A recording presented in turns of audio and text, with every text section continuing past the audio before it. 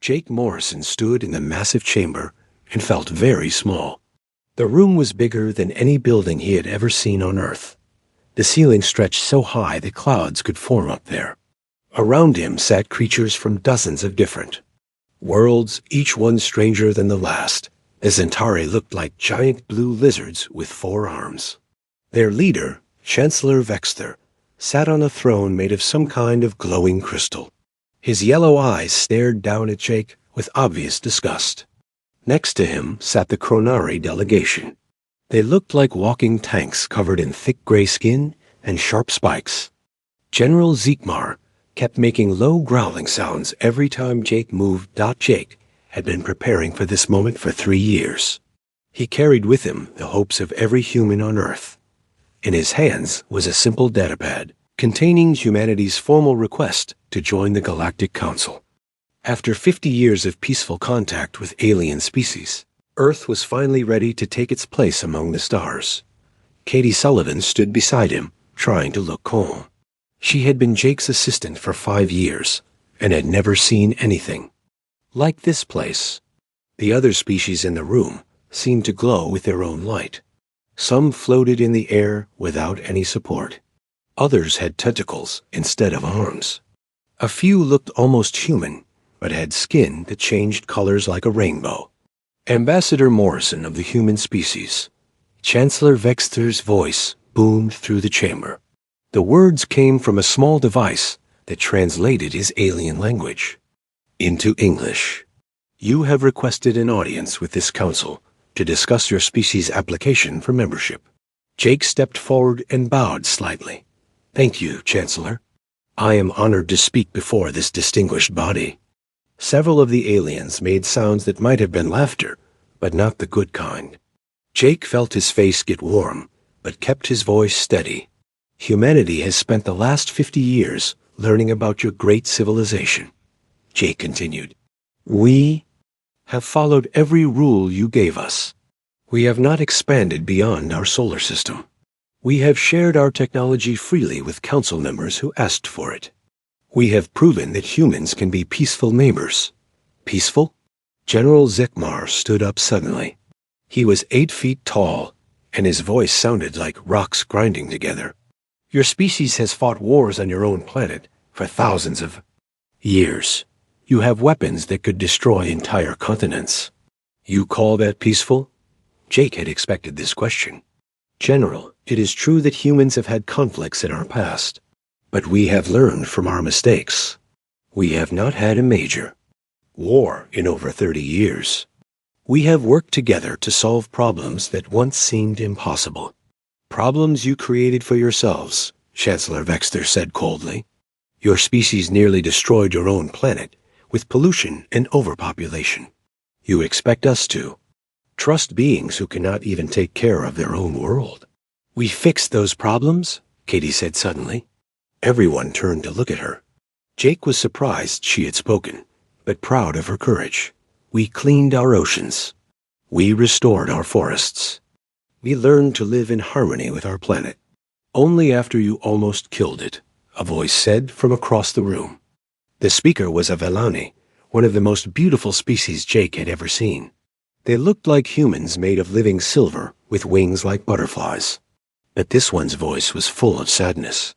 We have watched your species for centuries. We have seen your wars, your cruelty, your destruction. Jake felt anger rising in his chest, but forced it down. We are not the same species we were centuries ago. We have grown. We have changed. Is that not something to be proud of? Growth through violence is not true growth, Chancellor Vexter declared. The Chronari learned discipline through countless generations of meditation and self-control. The Velani achieved harmony through centuries of careful cultivation of their arts and sciences. What have humans achieved except barely avoiding destroying themselves? We have achieved unity, Jake said firmly. Humans from every nation on Earth work together to prepare for this day. We have shared our music, our art, our stories with your people. We have offered our medical knowledge freely to help other species. We have asked for nothing in return except the chance to prove ourselves worthy. A new voice spoke up from the far side of the chamber. It was Counselor Yulinara, an elderly Villani with wings that shimmered like starlight. The humans have indeed shown remarkable progress in recent decades. Their medical research has helped save thousands of Villani children from a genetic disease that had plagued us for centuries. Their mathematical insights helped the Centauri solve complex engineering problems in their city construction. Chancellor Vexter's eyes flashed with anger. Counselor Yulinara, while we appreciate the humans' minor contributions, we must consider the larger picture. This council exists to maintain peace and stability throughout the galaxy. The human species represents chaos and unpredictability. We represent hope and determination, Jake said, his voice growing stronger. When other species said something was impossible, humans found a way to do it. When faced with problems that seemed unsolvable, we adapted and overcame them. That is not chaos. That is resilience. It is dangerous, General Zigmar growled. Species that change too quickly cannot be trusted. They cannot be predicted. How do we know that in 50 years you will not decide that peaceful cooperation is no longer in your interests? Jake looked around the chamber at all the alien faces, staring at him. Some looked curious, others seemed bored, but most appeared to have already made up their minds. He realized with growing horror that this was not really a hearing at all. It was a performance. The decision had already been made.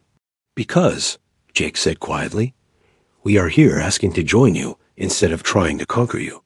Chancellor Vexter raised one of his forearms. A council will now vote on the human application for membership. He pressed a button on his throne, and lights began to appear above each delegation's seating area. Red lights. One after another, red lights filled the chamber like angry stars.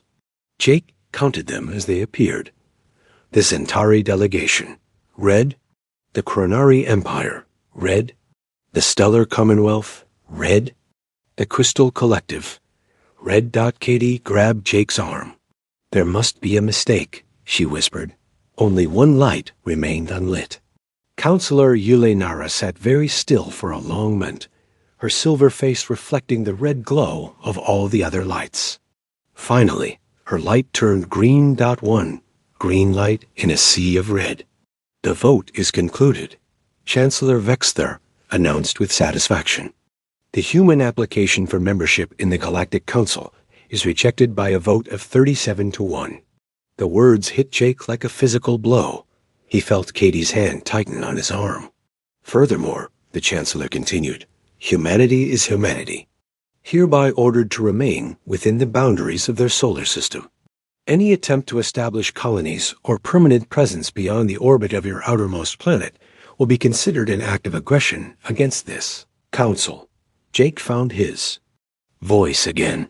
Chancellor, surely we can discuss this further. Perhaps there are conditions we could meet, requirements we could fulfill to change your decision. There are no conditions, General Zigmar said flatly. Your species is too volatile, too unpredictable to ever be trusted with the responsibilities of council membership. This decision is final. Counselor Yulinara stood up slowly. Her voice was soft, but carried clearly through the chamber. This council makes a grave mistake today. The humans possess qualities that could benefit us all. Their creativity, their determination, their ability to find solutions where others see only problems. We will regret this decision. The Villani are free to maintain whatever relationship they choose with the humans within the established boundaries. Chancellor Vexter said dismissively. This session is concluded. Jake and Katie walked out of the chamber in stunned silence. The long corridor seemed to stretch forever as they made their way back to their small ship.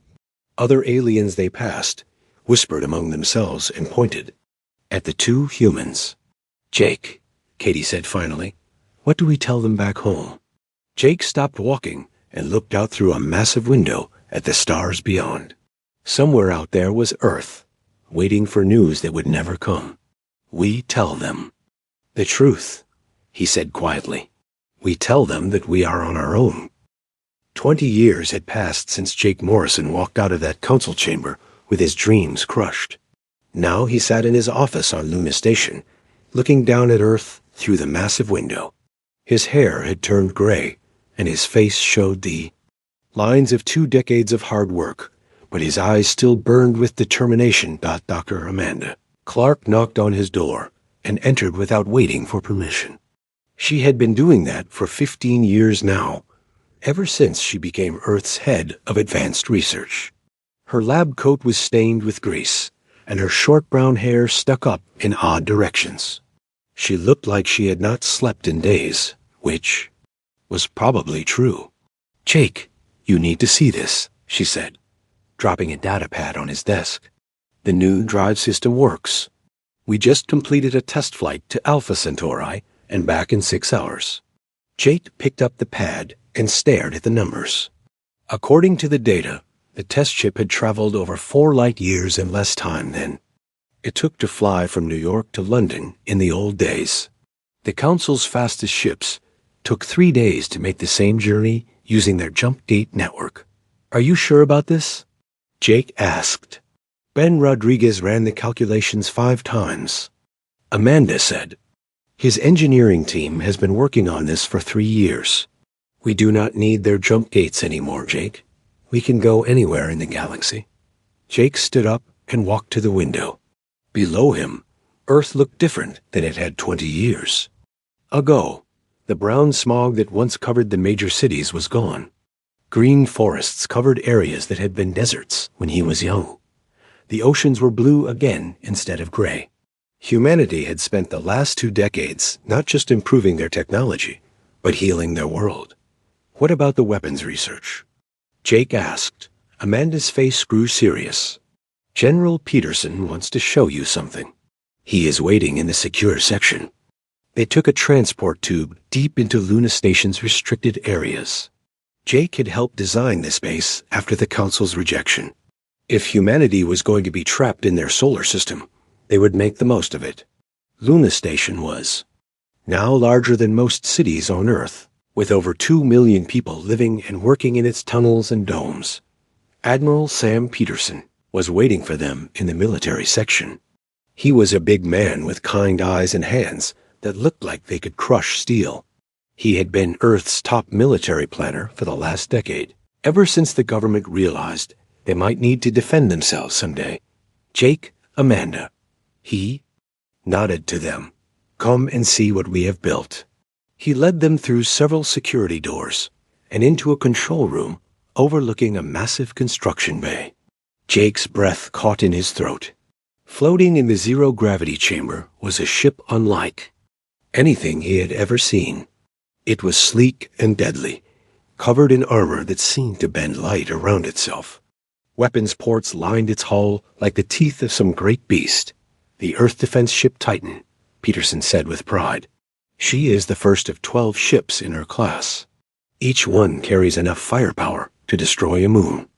"Sam," Jake said quietly, "we promised we would remain peaceful." "We are peaceful," Peterson replied. "But we are not helpless. The Council rejected us and ordered us to stay in our system. They did not say we could not defend ourselves." Amanda pulled out another data pad. "Jake, there is something else. Captain Lisa Grant's exploration missions have found something troubling." Jake knew Lisa Grant well. She had been one of the first volunteers for the secret deep space missions that officially did not exist. Her ship, the Pioneer, had been exploring beyond the solar system's edge for 5 years, gathering intelligence about what was happening. In Council space, what did she find? Jake asked. "Strange energy readings from the outer galaxy," Amanda said. "Something is out there, something the Council species have never seen before." Lisa's team intercepted some of their communications. "They are scared, Jake. Really scared." Peterson brought up a star map on the main screen. Red dots marked dozens of star systems along the galaxy's outer rim. "These systems have gone dark in the last 2 years," he said. "No communications, no. Trade ships, nothing. It is like they just disappeared." Jake stared at the map. Each red dot represented billions of lives, entire civilizations that had simply vanished. Do we know what is causing this? Not yet, Amanda said. But Lisa is investigating. Her ship is the only one fast enough to get close and escape if necessary. They left the military section and returned to Jake's office. Katie Sullivan was waiting for them. She had grown into a confident woman over the years, serving as Earth's unofficial ambassador to the few alien species that still maintained contact with humanity. The Velani still traded with Earth, though they had to do it secretly to avoid angering the Council. Jake, I just received a message from Counselor Yulinara, Katie said. Her face was grim. She wants to meet with you privately. She says it is urgent. 3 days later, Jake found himself on a small asteroid station at the edge of the solar system. It was one of the secret meeting places that Yulinara had established years ago. The old Velani looked tired when she arrived. Her silver skin had lost some of its shine, and her butterfly wings moved slowly.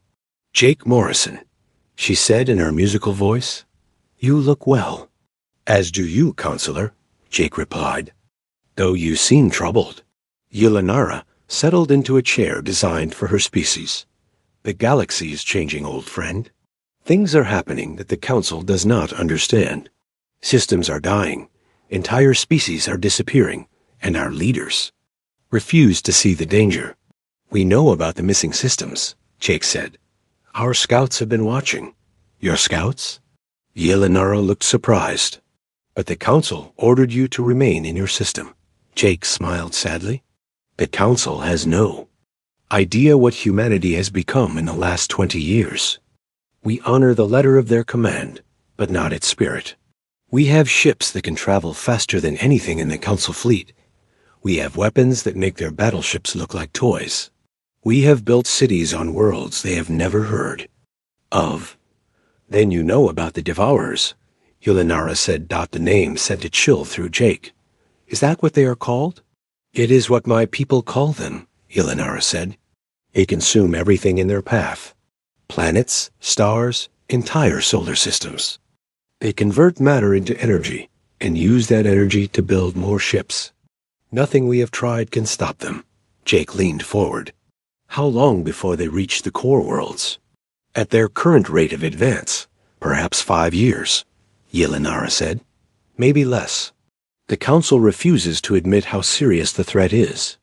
Chancellor Vexter insists that conventional tactics will eventually work. General Zikmar believes that a large enough fleet can overwhelm any enemy. They are wrong, Jake said simply. Yes, Yulinara agreed. They are wrong. And their stubbornness will doom us all. She stood to leave, then turned back to Jake. There may come a time when the Council realizes they need help. When that time comes, I hope humanity will remember that not all of us supported their rejection. After she left, Jake sat alone on the asteroid station, staring out at the stars. Somewhere out there, an unstoppable force was consuming the galaxy. Piece by piece, the same Council that had called humanity too dangerous now faced a threat they could not handle with their careful, predictable methods. He activated his communication device and called Amanda Clark. Amanda, I need you to accelerate all research projects. Whatever we are working on, we need it finished faster. Jake, what is wrong? Amanda's voice was concerned. War is coming, Jake said quietly. And when it arrives, the galaxy is going to need everything we have learned in the last 20 years. Back on Earth, President Helen Carter received Jake's report in her office in Geneva. The United Earth government had moved its capital to neutral ground after the Council's rejection, symbolizing humanity's new unity. She was the third president since the rejection, elected on a platform of human independence and self-reliance. Madam President, Jake's voice came through the secure channel. I recommend we begin immediate preparations for large-scale military operations outside our solar system. The Council will see that as an act of aggression, President Carter replied. The Council may not exist much longer if these Devourers continue their advance, Jake said. We have a choice. We can hide in our system and hope the threat never reaches us, or we can prepare to defend not just humanity, but the entire galaxy. President Carter was quiet for a long moment. Finally, she spoke. "Do what you think is necessary, Jake. If the galaxy burns, humanity will not burn with it." Across the solar system, the massive construction projects that had been hidden for years began to accelerate. In the asteroid belt, shipyards that could build a dozen warships at once worked around the clock. On Mars, weapons factories that had been disguised as terraforming equipment switched to full production. In the outer system, training facilities prepared human crews for battles in deep space. The Council had rejected humanity as too dangerous and unpredictable. Now they would learn what humans could accomplish when they had 20 years to prepare and nothing left to lose. The galaxy had turned its back on Earth. Soon, Earth would have to decide whether to return the favor. Captain Lisa Grant stood on the bridge of the Pioneer, watching the dead system through the main view screen. Where the planet Xerion had once orbited, there was now only empty space and floating debris. The star itself looked wrong, dimmer than it should have been, as if something had been feeding on its energy. "Captain, we are picking up massive energy readings from the outer system," said Lieutenant Mike Chun from the sensor station. "Something big is out there." Lisa had been tracking the Devourers for 3 months now, following the trail of destroyed worlds across the galaxy's outer rim. Each system she found was the same. No life, no planets, just empty space where entire civilizations had once existed. The Pioneer was the only ship fast enough to stay ahead of the advancing threat and gather intelligence. "Take us closer to those readings," Lisa ordered, "but keep the jump drive ready. If we see anything that looks hostile, we leave immediately." The Pioneer moved silently through the dead system. Lisa's crew was small but experienced. They had volunteered for this mission, knowing they might never return home. Every member was a specialist in their field, handpicked for their ability to think quickly under pressure. Captain, Ensign Sarah Martinez, called from the communications station. "I am detecting some kind of transmission from the energy source. It is not like anything in our databases." "Put it on speakers," Lisa said. The bridge filled with a sound. That made everyone's skin crawl. It was not exactly music, and not exactly noise. It sounded like millions of voices speaking at once, but the words were in no language any human had ever heard. The sound seemed to reach into their minds and twist their thoughts. "Turn it off," Lisa ordered quickly. Several crew members looked sick. "Sarah, can you analyze that transmission without listening to it?" "I think so, Captain," Sarah said, her face pale. "Give me a few minutes." The Pioneer continued its approach to the energy source. As they got closer, the object became visible. On their screens, Lisa felt her blood turn cold. It was a ship, but not like any ship she had ever seen. It was the size of a small moon, black as space itself, with surfaces that seemed to absorb light. Strange appendages extended from its hull like the tentacles of some deep-sea creature. "Captain," Mike said in a whisper, "the ship is scanning us." Lisa felt a chill run down her spine. "All stop. Prepare for emergency jump." Before anyone could move, the view screen flickered and changed. Instead of showing the alien ship, it now displayed the interior of what looked like a vast chamber. The walls were covered in a substance that pulsed like living tissue. In the center of the chamber was a figure that had once been humanoid, but was now something else entirely. The creature's skin was gray and seemed to flow like liquid. Its eyes were pools of darkness that reflected no light. When it spoke, its voice came from everywhere at once, including inside their heads. "Small ones," the creature said. "You are not of the Council species. You are something new." Lisa found her voice. "I am Captain Lisa Grant of the Earthship Pioneer. Who are you?" "We are what becomes of those who seek perfection through consumption." The creature replied, "We were once like you, bound by flesh and limited by individual thought. Now we are infinite. We are the Devourers." "What do you want?" Lisa asked. "To consume, to grow, to perfect," the creature said. "Your species interests us. You are not in our records of council worlds. You hide well, but we have found you now. Sarah. Martinez had been working quietly at her station. Now she looked up with terror in her eyes. Captain, that transmission I detected earlier, it was not random. It was a signal. This ship just sent our location to dozens of other vessels. The alien creature smiled, revealing teeth that looked like black crystal. You cannot hide from us now, small ones. We will find your worlds. We will consume your knowledge. We will add your distinctiveness to our own. Lisa did not wait to hear more. Emergency jump, now.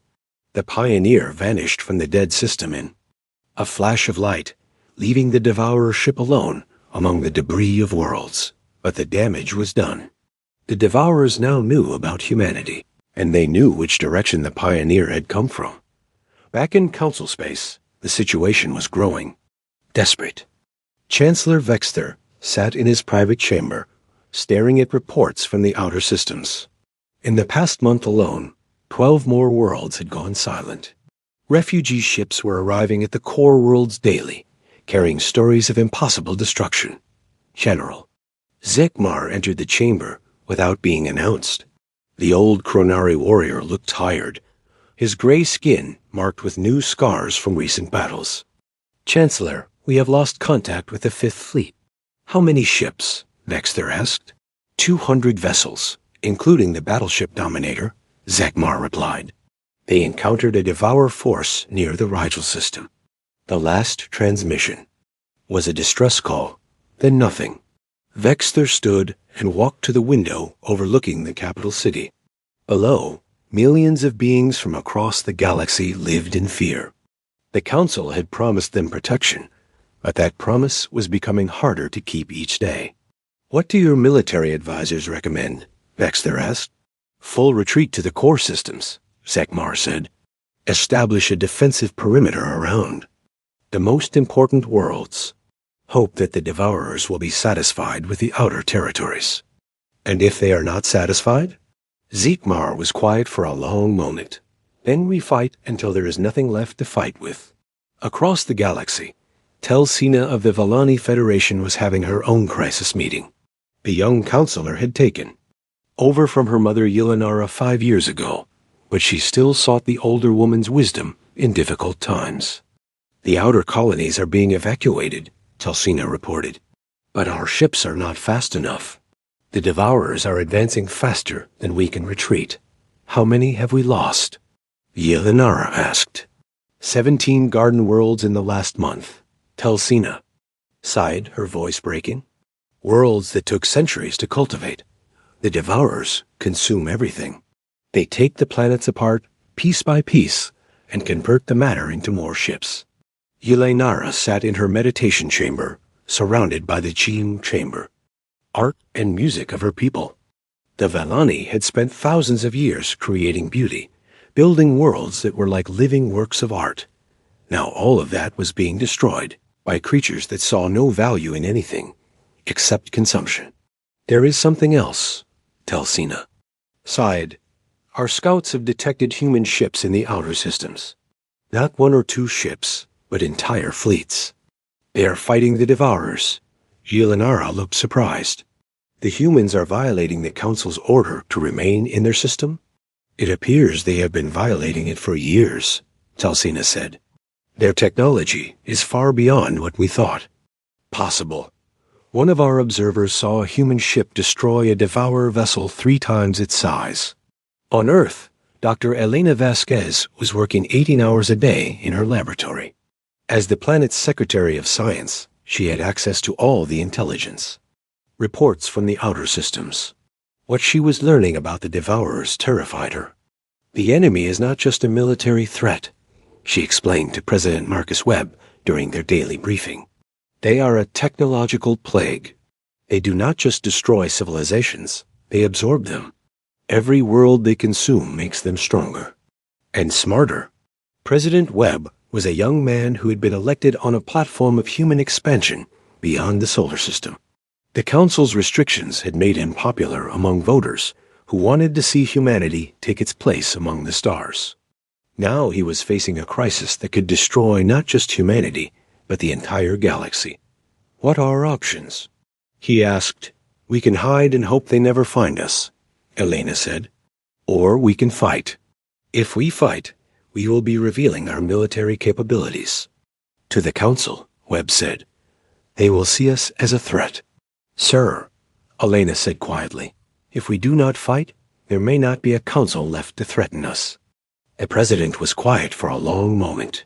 Through his office window, he could see the lights of Luna Station orbiting above. In the distance, Mars glowed red in the darkness.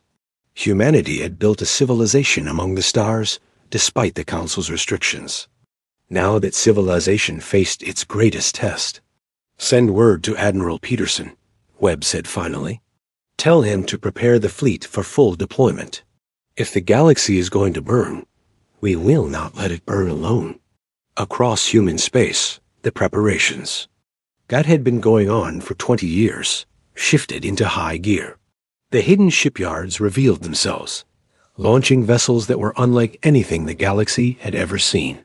Soldiers who had trained in secret for decades prepared for battles that would determine the fate of every living thing in the galaxy. The Council had rejected humanity as too dangerous. Now they would learn what humanity could do when the survival of all life was at stake. Chancellor Vexter stood alone in his private office, staring at the communication device on his desk. He had been looking at it for 3 hours, unable to make the call he knew he had to make. Outside his window, the capital city of Zentara. Prime was in chaos. Refugee ships filled the sky, carrying survivors from the outer worlds that had fallen to the Devourers. The latest reports were worse than anything he had imagined. The Devourer fleet had consumed the entire Rigel sector in just 2 weeks. 50 billion lives were gone, converted into raw materials for the enemy's expansion. At their current rate of advance, they would reach the core worlds within a year. Finally, Vexter picked up the communication device and entered a frequency he had hoped never to use again. The signal traveled across space to a small relay station at the edge of human territory. After several minutes, a familiar face appeared on the screen. Jake Morrison looked older than Vexter remembered. His hair was completely gray now, and his face showed the lines of decades of hard work. But his eyes were still sharp, and they showed no surprise at receiving this call. Chancellor Vexter, Jake said calmly. It has been a long time. Ambassador Morrison, Vexter replied, struggling to keep his voice steady. I am contacting you on a matter of urgent importance to the entire galaxy. I assume this is about the Devourers, Jake said. We have been tracking their advance. For some time, Vexter felt a surge of hope. Then you understand the threat they represent. The Council is prepared to discuss a temporary alliance between our forces and yours. Jake was quiet for a moment. Chancellor, are you asking for humanity's help? The words stuck in Vexter's throat. For over 20 years, he had maintained that humans were too dangerous to be trusted with galactic affairs. He had led the vote that rejected their application and confined them to their solar system. Now he was forced to admit that he had been wrong. The situation is desperate, Vexter said finally. The Devourers have technology and tactics we cannot counter. We need all possible allies in this fight. What exactly are you offering? Jake asked. A temporary military alliance, Vexter said. Human ships would be allowed to operate in Council space for the duration of the crisis. In return, you would assist in defending key Council worlds from Devourer attacks. Jake leaned back in his chair. And after the crisis is over? We would return to the previous arrangement, Vexter said. Humans would withdraw to their solar system as before. No, Jake said simply. Vexter was surprised by the flat refusal. Ambassador, surely you understand that the survival of the galaxy is at stake.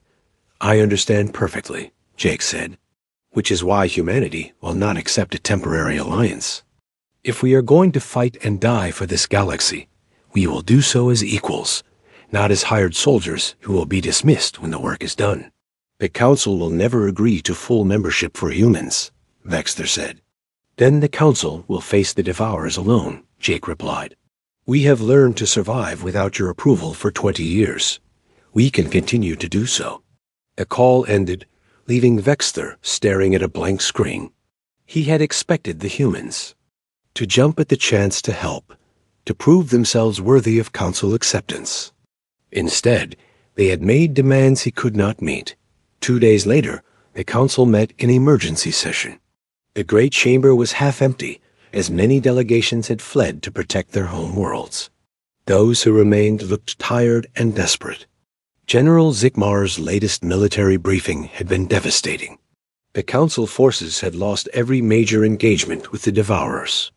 The humans have refused our offer of temporary alliance, Vexter announced to the assembled delegates. They demand full membership in the council as the price for their assistance. The chamber erupted in angry voices.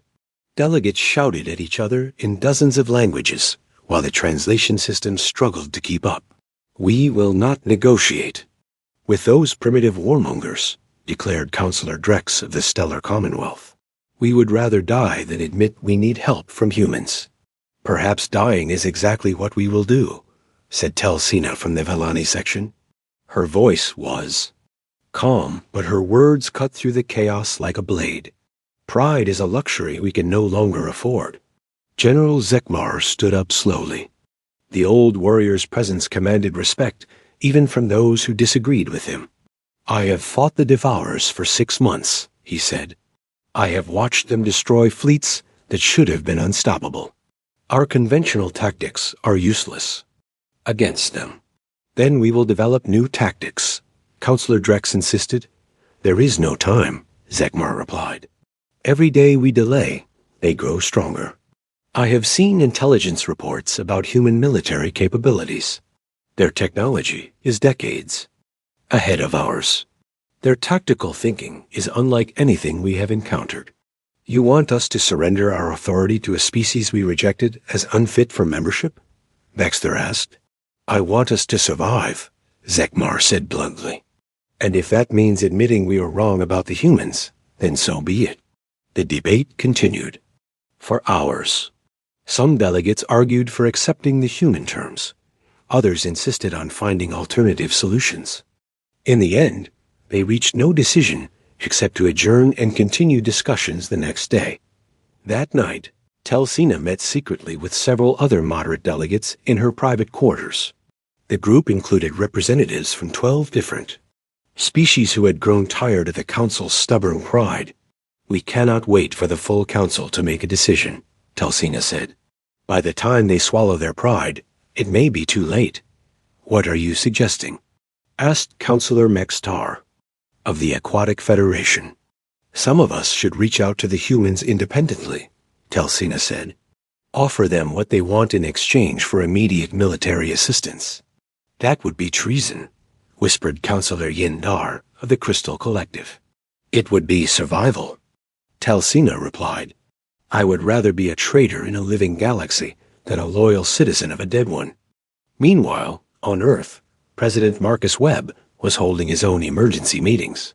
The human leadership had gathered in the secure conference room beneath the United Earth Government building in Geneva. Admiral Peterson, Dr. Elena Vasquez, and Ambassador Cady Sullivan were all present, along with several other key officials. The Council's offer is exactly what we expected, Webb said. They want us to fight their battles for them, then go back to being second-class citizens when war is over. Our scouts report that Devourer forces are now less than 6 months from the core worlds, Admiral Peterson said. If we are going to act, we need to do it soon. The question is whether we should act at all, said Secretary of Defense Tony Martinez. The Council made it clear 20 years ago that they do not want us. Why should we save them? Cady Sullivan had been quiet throughout the meeting. Now she spoke up. Because it is the right thing to do. The room fell silent. Cady had been Jake Morrison's assistant during the original rejection, and her opinion carried weight with everyone present. The council leaders who rejected us were wrong, Cady continued. But there are billions of innocent people in council space who had nothing to do with that decision. Are we going to let them die because of the mistakes their leaders made? Katie has a point, Dr. Vasquez said. We also have to consider that if the Devourers consume the entire galaxy, they will eventually come for us. It is better to fight them now, with allies, than later by ourselves. President Webb stood and walked to the window. Outside, the lights of Geneva sparkled in the darkness. Somewhere beyond those lights, the greatest war in galactic history was about to begin. Send word to all our fleet commanders, Webb said finally. We will offer the Council one more chance to accept our terms. If they refuse, we will do what we think is best for the galaxy, with or without their permission. And if they accept? Admiral Peterson asked. Webb turned back to face the room. Then we will show them what humans can do when we fight for something we believe in. Across human space, the hidden fleets that had been building for 20 years began to move. Ships emerged from asteroid bases and deep space stations, carrying weapons and technology that would astound the galaxy. The species that had been rejected as too dangerous was about to prove exactly how dangerous they could be when the survival of all life was at stake. The human fleet emerged from hyperspace at the edge of the Zentara system, like a storm made of metal and light. Admiral Sam Peterson stood on the bridge of the flagship Constitution, watching as nearly 300 human vessels took formation around his command ship. Each vessel carried technology that had been developed in secret over 20 years of isolation. Admiral, we are receiving multiple hails from Council forces, reported Communications Officer Nancy White. They want to know who we are and what our intentions are. Tell them we are here to save their galaxy, Peterson replied, whether they want us to or not. 3 days earlier, President Webb had made the decision that changed everything. The Council had refused humanity's terms for alliance, but the Devourer fleet was now less than a week away from Zentara Prime. Humanity would not stand by and watch billions die because of political pride. On the surface of Zentara Prime, Chancellor Vexter received the news that human ships had entered his system with a mixture of relief and anger. The massive Devourer fleet had been detected at the system's edge just hours before the humans arrived. He was trapped between two forces he could not control. Sir, the human admiral is requesting permission to coordinate our defense, reported his aide. He says their ships can deploy in support of our fleet positions. Vexter stared at the tactical display showing his ships and the human vessels. The Council fleet looked impressive with over 500 ships, but he knew they had failed in every encounter with the Devourers. The human fleet was smaller, but their ships looked different, deadlier. Grant them permission, Vexter said finally. But make it clear this does not represent formal acceptance of their membership demands. In space above the planet, Admiral Peterson coordinated with the remaining Council forces. General Zikmar had survived the previous battles and was eager to work with anyone who might have new ideas for fighting the Devourers. Human Admiral, our conventional tactics have failed completely, Zikmar transmitted. The Devourers adapt to our strategies within minutes.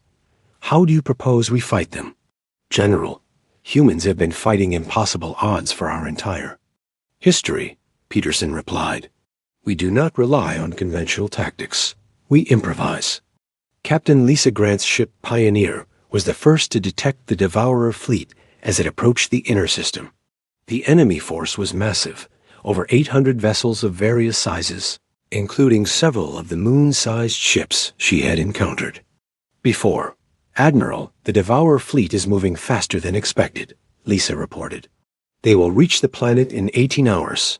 Understood, Captain, Peterson replied. All ships prepare for Operation Swarm? The human fleet suddenly scattered in all directions, breaking into small groups that moved in seemingly random patterns. The Council forces watched in confusion as their new allies appeared to abandon any coordinated formation. What are they doing? Vexter demanded from his command center. I believe they are implementing chaos theory, replied Dr. Elena Vasquez, who had arrived on Zentara Prime as humanity's scientific advisor. Instead of predictable formations, they are using mathematical randomness to prevent the Devourers from adapting to their tactics. The Devourer fleet entered the inner system in perfect formation, their ships moving with mechanical precision. The lead vessels began scanning the defending forces, analyzing their positions and weapons capabilities. But the constantly shifting human formations confused their targeting systems. Commander Ryan Brooks led the first attack wave in his fighter squadron. His 12 ships moved like a school of fish, weaving between the larger vessels while firing concentrated bursts at specific targets. Instead of trying to destroy the massive Devourer ships, they focused on smaller components and weapon systems. Target their sensor arrays first, Brooks ordered his pilots. Blind them, and hit their communication systems. The human fighters were faster and more maneuverable than anything the Devourers had encountered. Their weapons were precisely calibrated to disrupt the alien technology rather than simply destroy it. Within minutes, several Devourer ships were firing at empty space, their targeting systems confused by the human tactics. Colonel Maria Santos commanded the ground forces that had secretly landed on several asteroids throughout the system. Her soldiers used portable weapons that could punch through Devourer armor, but more importantly, they carried devices that Dr. Amanda Clark had developed based on the intelligence gathered by Captain Grant. All units deploy the disruption charges, Santos ordered. Remember, we are not trying to destroy these ships. We are trying to break their hive-mind connection. The charges were small devices that generated specific electromagnetic frequencies. Dr. Clark had discovered that the Devourers used quantum entanglement to coordinate their fleet actions. By disrupting these connections, the human forces could turn the enemy's greatest strength into a weakness dot as the disruption charges activated. Throughout the system, something unexpected happened. The Devourer ships began to slow down and move erratically. Without their hive-mind coordination, individual vessels started making their own decisions, often conflicting with the actions of nearby ships. "It is working," Dr. Vasquez reported. Excitedly, the Devourer fleet is losing coordination. Their formation is breaking apart. Admiral Peterson saw the opportunity and seized it. All ships concentrate fire on the command vessels. Take out their leaders while they are confused. The combined human and council fleets struck at the heart of the Devourer formation. The massive command ships, no longer protected by perfect coordination with their escorts, found themselves vulnerable for the first time in their campaign of destruction. Captain Grant's Pioneer led a strike force directly at the largest Devourer ship, the same vessel that had discovered humanity's existence months earlier. Using their advanced engines, the human ships moved faster than the alien vessels could track. "Lisa, you have one shot at this," Admiral Peterson transmitted. "That command ship is the key to their entire fleet." "Understood, Admiral," Grant replied. "All ships target the central processing core. Fire everything we have." The combined firepower of 30 human ships struck the Devourer command vessel simultaneously. But instead of explosive weapons, they used Dr. Clark's quantum disruption technology. The alien ship's hull began to glow and pulse as its internal systems fought against the disruption. On the surface of Zentara Prime, Chancellor Vexter watched the battle through his command center displays. The human tactics were unlike anything he had ever seen. Where Council forces relied on formation fighting and overwhelming firepower, the humans used speed, confusion, and precise strikes against critical systems. "Sir, the Devourer fleet is retreating," his tactical officer reported. "Their command ship has been disabled, and the rest are falling back to the outer system." Telsina stood beside the Chancellor, her silver face reflecting the light from the displays. "They did it," she said quietly. "The humans actually stopped the Devourers." "This is just one battle," Baxter replied. "The war is far from over." "But it proves the humans were right," Telsina said. "They think differently than we do. They see solutions where we see only problems. We need them, Chancellor. The galaxy needs them." In space, The human fleet regrouped around the disabled Devourer command ship. Admiral Peterson ordered boarding. Parties to investigate the alien technology and search for survivors who might provide intelligence about the enemy's plans. Captain Grant led the first boarding team into the alien vessel. What they found inside shocked them. The ship was not just a machine. It was a living entity that had consumed the minds and bodies of an entire civilization. The Devourers were not conquerors. They were a plague that turned their victims into more of themselves. "Admiral, you need to see this," Grant transmitted. "The Devourers are not what we thought they were. They are the remains of a species that tried to achieve perfection through technology. They consumed themselves, and now they want to consume everything else." Dr. Vasquez worked frantically to analyze the alien technology. Her discoveries would prove crucial in developing permanent defenses against the Devourer threat. But for now, the immediate crisis was over. President Webb arrived on Zentara Prime 2 days after the battle. The Council had finally agreed to emergency sessions to discuss humanity's role in the galaxy's defense. But the political situation had changed dramatically. "The old order is finished," Telsina explained to Webb and his delegation. "Half the Council worlds have declared independence from the central authority. They want to form new alliances based on mutual respect rather than hierarchical control." Katie Sullivan, now serving as Earth's primary diplomat, worked with moderate council members to establish a new galactic government. The structure they created was based on the principles humanity had developed during their years of isolation. Cooperation instead of domination. Diversity instead of conformity. Jake Morrison, now in his 70s but still sharp, addressed the final session of the old Galactic Council. 20 years ago, you rejected humanity because you said we were too dangerous and unpredictable. You were right. We are dangerous to those who would harm the innocent. We are unpredictable to those who rely on rigid thinking. But we are also loyal to those who treat us as equals.